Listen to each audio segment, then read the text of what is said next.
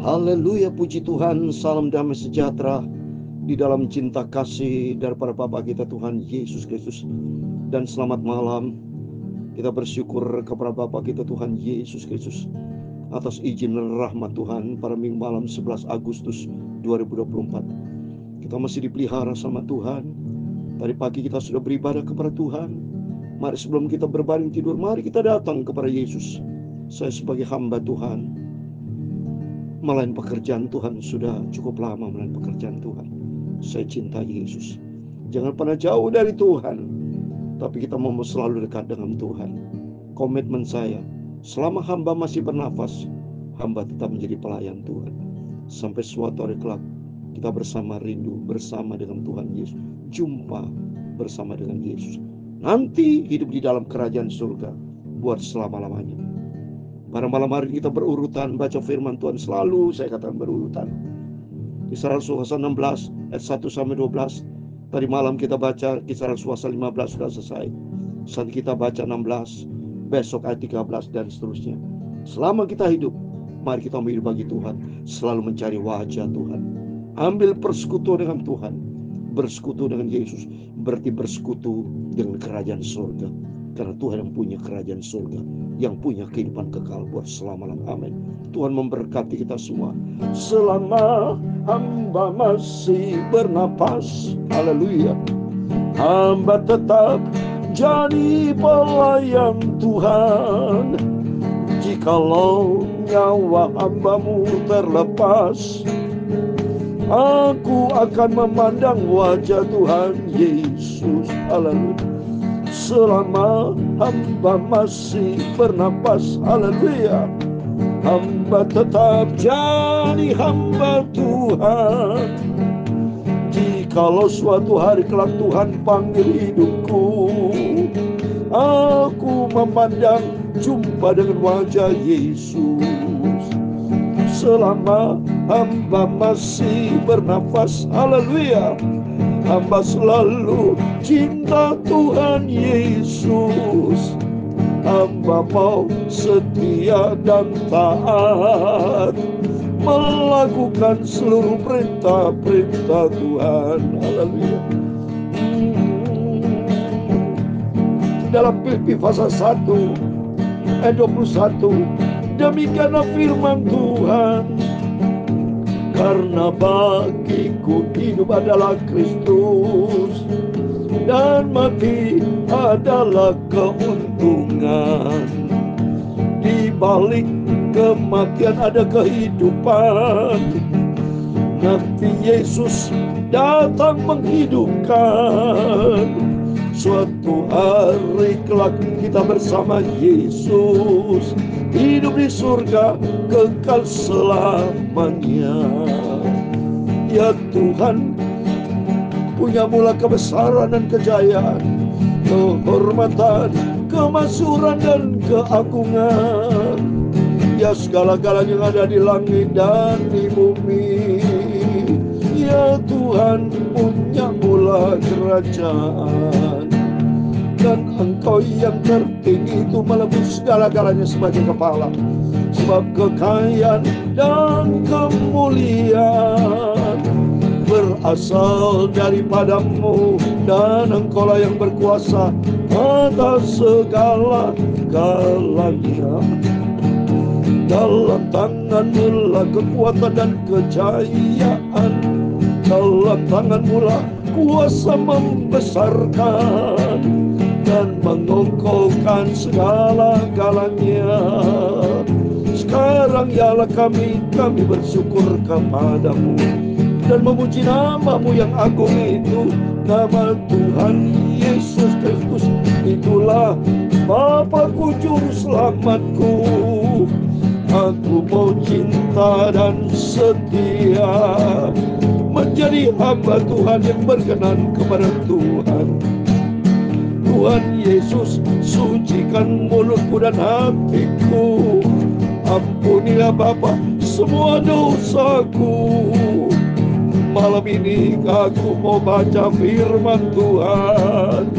Firman-Mu adalah sumber kehidupan. Terima kasih Bapa.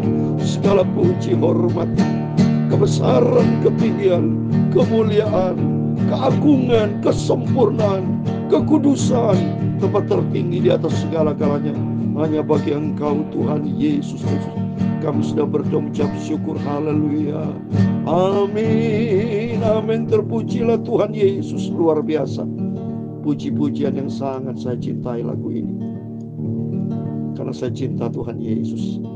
Selama hamba masih bernafas, mari komitmen Bapak Ibu semua. Selagi Tuhan berikan kita sehat, bernafas itu dari Tuhan, bukan dari diri kita. Kita nafas oksigen Tuhan ciptakan. Kita mengeluarkan karbon dioksida, itu Tuhan ciptakan. Kalau kita sehat sampai detik ini, itu semua karena Tuhan Yesus begitu baik. Yang percaya kepada kita diberikan kesehatan, supaya hidup yang sehat ini melayani pekerjaan Tuhan. Amin. Kita mau baca firman Tuhan Kisah 16 ayat 1 sampai 12. Firman Tuhan katakan dalam Filipi pasal 1 ayat 21, karena bagiku hidup adalah Kristus dan mati adalah keuntungan. Karena di balik kematian kalau bersama Yesus beda dengan kematian di luar Yesus. Beda loh saudara.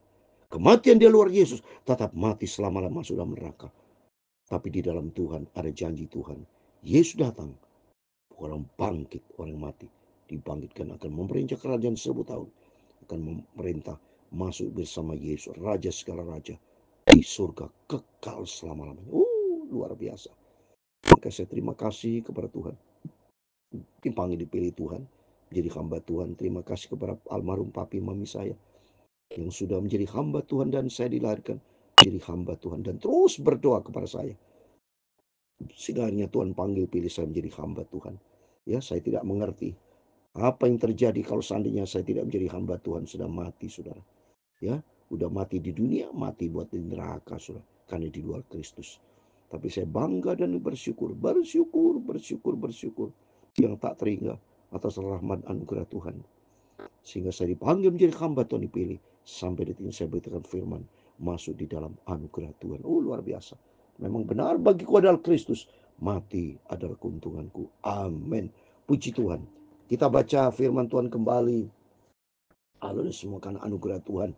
Kisah pasal 16 ayat 1 sampai 12, demikian firman Tuhan. Paulus datang juga ke Derbe dan ke Listra. Itu ada seorang murid bernama Timotius. Ibunya adalah seorang Yahudi dan telah menjadi percaya, sedangkan ayahnya seorang Yunani. Ayat kedua dan tiga. Timotius sudah dikenal baik oleh saudara-saudaranya di Listra dan di Ikonium. Dan Paulus mau supaya dia menyertainya dalam perjalanan. Paulus menyuruh menyunatkan dia karena orang-orang Yahudi di daerah itu, sebab setiap orang tahu bahwa bapaknya adalah orang Yunani. Amin. Setiap pelayanan pekerjaan Tuhan pasti ditetapkan oleh Tuhan Yesus. Paulus dipilih Tuhan menjadi hamba Tuhan yang luar biasa. Kalau kita baca dalam Kisah Rasul pasal 9, tadinya Saulus dipilih menjadi alat khusus oleh Tuhan. Dan ternyata benar, Paulus luar biasa dipakai Tuhan. Tidak pernah berhenti. Sesuai dengan pujian tadi, selama hamba masih bernafas, dia menjadi pelayan Tuhan. Paulus keliling kemana-kemana saudara. Paulus datang ke Derbe, ke Listra, terjumpa dengan Timotius. Timotius ini mamanya Yahudi, Kristen Yahudi, papanya Yunani. Tapi di sini dikenal yang pertama, Timotius ini dikenal baik. Mari melalui firman Tuhan, biar kita menjadi anak Tuhan yang baik, anak Tuhan yang manis. Seperti Timotius dikenal orang baik, saudara. Karena kita menjadi orang Kristen harus menjadi berkat, jangan menjadi batu sandungan.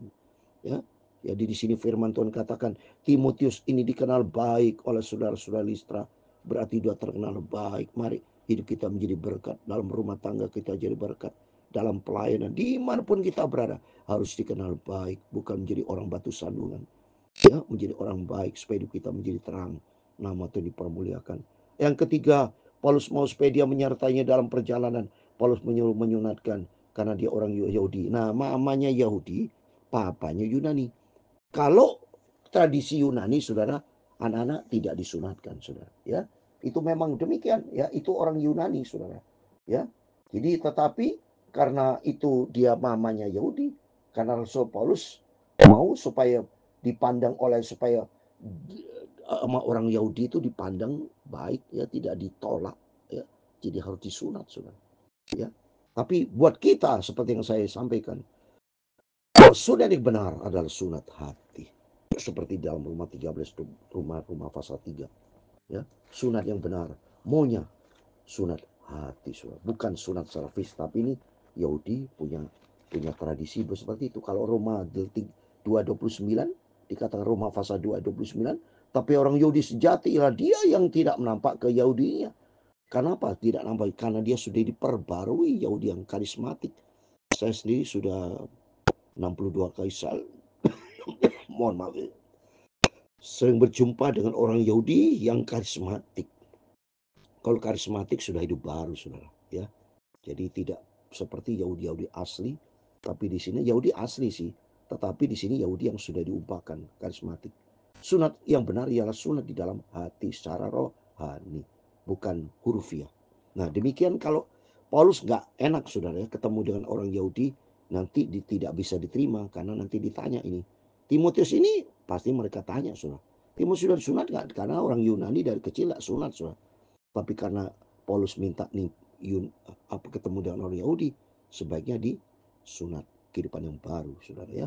Dalam perjalanan keliling dari kota ke kota, Paulus dan Silas menyampaikan keputusan-keputusan yang diambil dari para rasul dan para penatua Yerusalem dengan pesan supaya jemaat menurutinya. Ya, taat, punya sifat taat, ya. Jadi mari kita di sini belajar menjadi hamba Tuhan, anak Tuhan yang taat, menjadi jemaat-jemaat yang nurut, bukan jemaat yang bandel.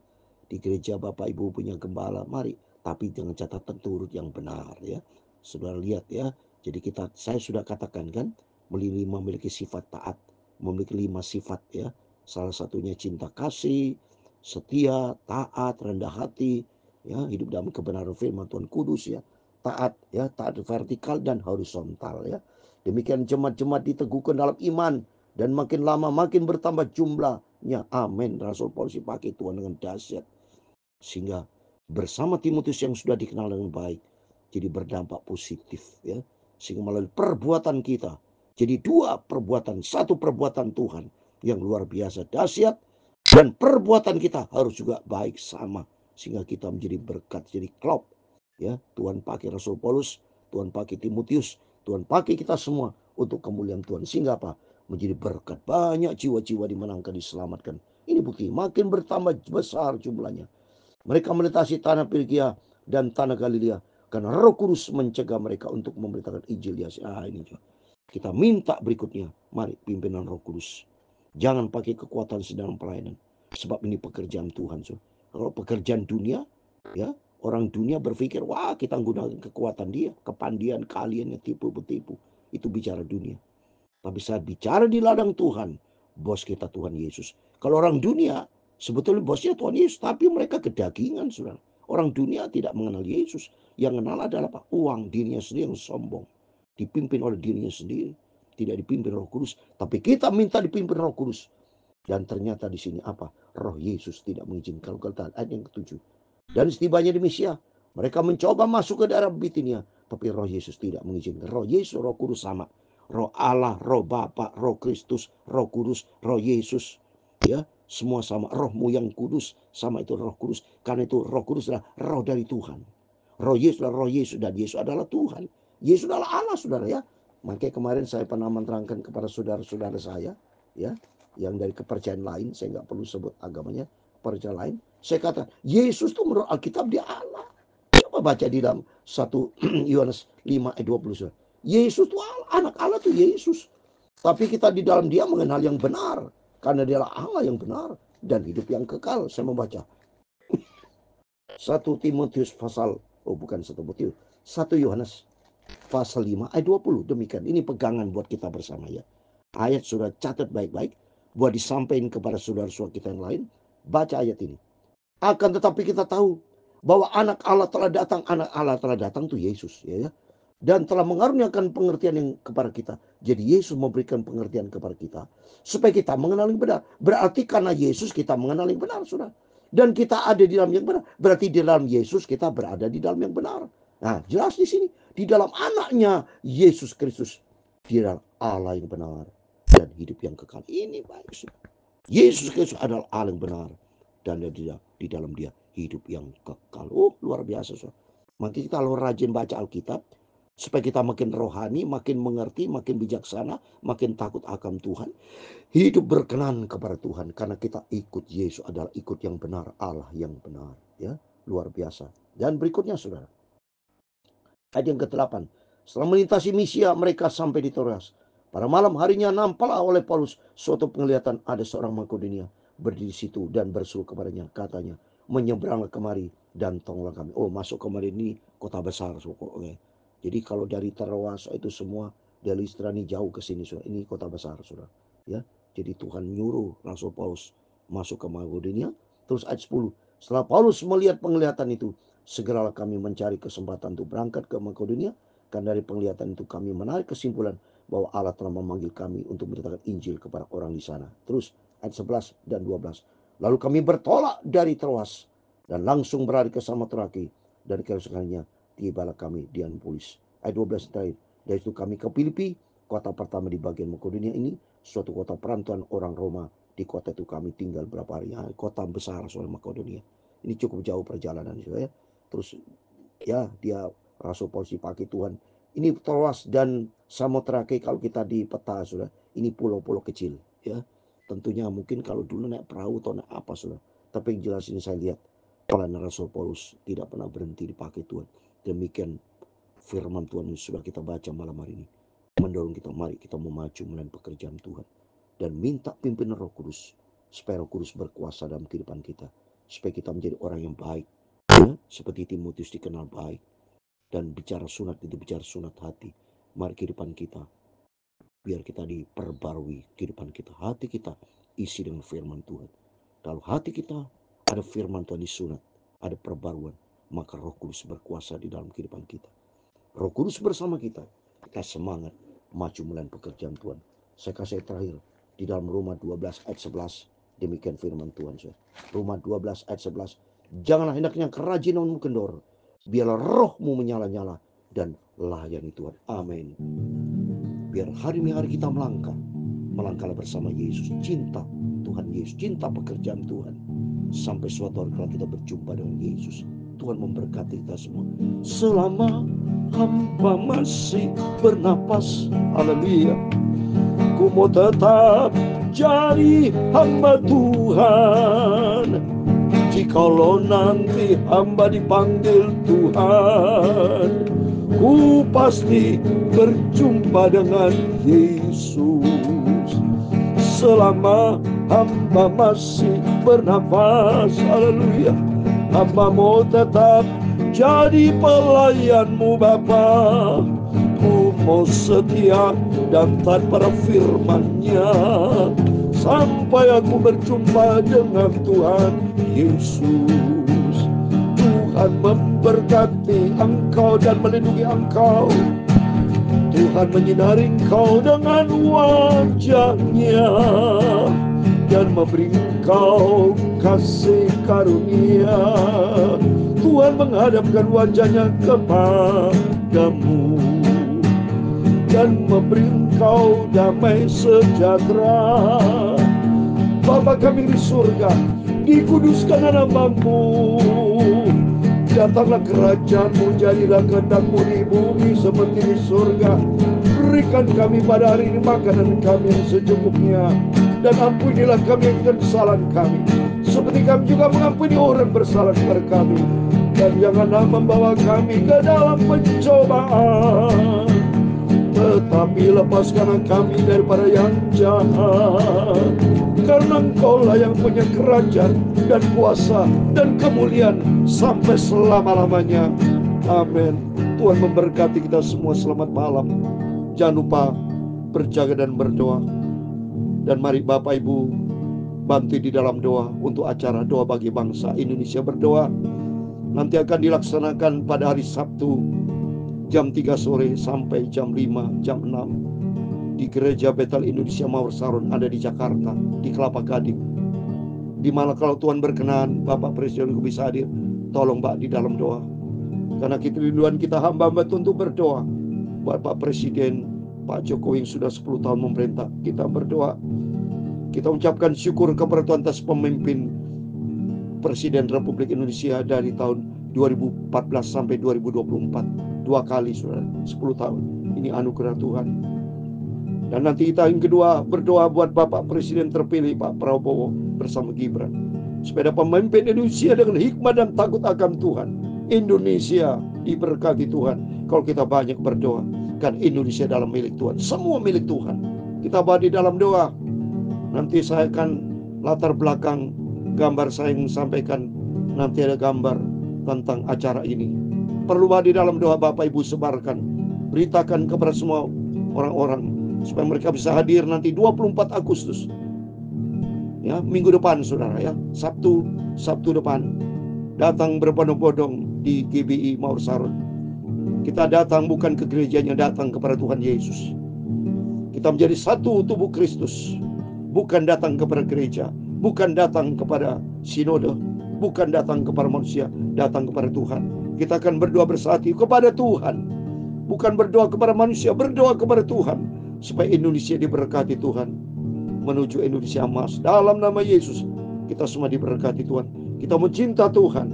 Kita mau beritakan berita kebenaran, berita Injil, berita tentang Yesus. Supaya banyak jiwa-jiwa dimenangkan, diselamatkan. Nama Tuhan dipermuliakan. Selama hamba masih bernapas, ku mau terus melayani pekerjaan Tuhan. Sampai suatu hari berjumpa dengan Tuhan Yesus. Saya mau baca ayat terakhir. Wahyu 22:4. Karena dikatakan di sini, nanti suatu hari aku berjumpa wajah. Ada tertulis saudara. Wahyu 22:4. Dan mereka akan melihat wajahnya. Namanya akan tertulis di dalam mereka. Amin. Kita berjumpa dengan Yesus. Karena ada nama Yesus dalam kehidupan kita. Amin. Tuhan memberkati. Immanuel.